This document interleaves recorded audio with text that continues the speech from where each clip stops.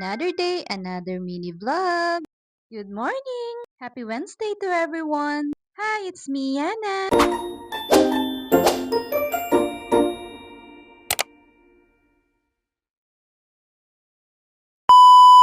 2 more days to go na nga at magtatapos na ang ating paghahatid. And of course, hindi na rin ako magbibitbit ng basura pababa. And good thing, kahit late nga kami, ay mas late naman yung school bus nila. Kailan talaga malapit na matapos ang school year, dun pa nalilate ang mga estudyante. Back to house na nga tayo at sobrang init nga ng panahon. Yung umaga pa lang ay tagaktak na nga ang pawis mo. At syempre, kasama ng mainit panahon ay ang napaka-humid nga. Kaya naman may papakita nga ako sa inyo. Ito nga yung kinatawag nating absorbent.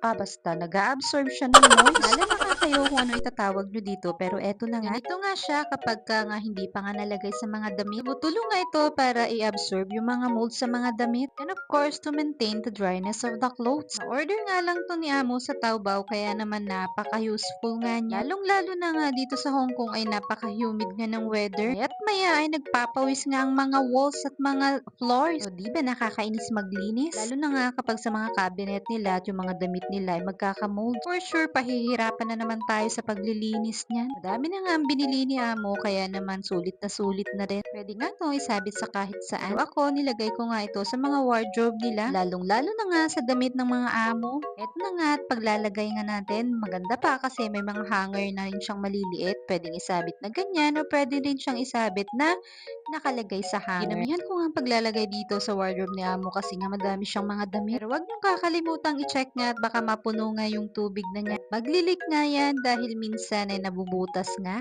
So you better check every time kapag ka nga maglilinis ka. Yung iba naman ay nilagay ko din sa wardrobe ng amo kong lalaki. Lalo na ay gamit na gamit nga niya ang mga long sleeve niya. Syempre hindi rin papahuli yung mga suits niya dahil napaka-prone nga ito ng mga molds. Hindi lang damit ang na-absorb nito, pati na rin yung mga walls. Kaya naman sobrang laking tulong nito sa akin, lalong-lalo na at hindi ko nga lahat nagagawang linisan. Kaiba nga ang nilalagay ko para sa mga bulsa ng mga suits. Ito naman ang para sa mga suit ng amo kong lalaki. At ganito nga ang itsura niya kapag ka napuno na nga siya. Ibig sabihin, it's time to palit na. At dahil naubusan na nga ako ng stock ay nagpo-order nga ulit ako kay amo. At pwede rin to sa mga shoe rack dahil minsan may mga sapatos na nagmo-molds. Bali, napalitan ko na nga to kaya naman safe na naman sila. Dalawa nga ang shoe cabinet nila at eto ang isa para sa amo kong lalaki. Hindi nga gaano dito sa side niya kaya naman hindi pa nga siya napupuno. At kung para sa mga kwarto naman, meron din tayong nilalagay. Ibili nga to sa Fusion at ganito nga ang kanyang itsura. May mga iba't ibang scents nga ito kaya naman eto ang napili ko. Jasmine scent nga ang nilagay ko dito sa bathroom kasi madalas nga nagmo-moist at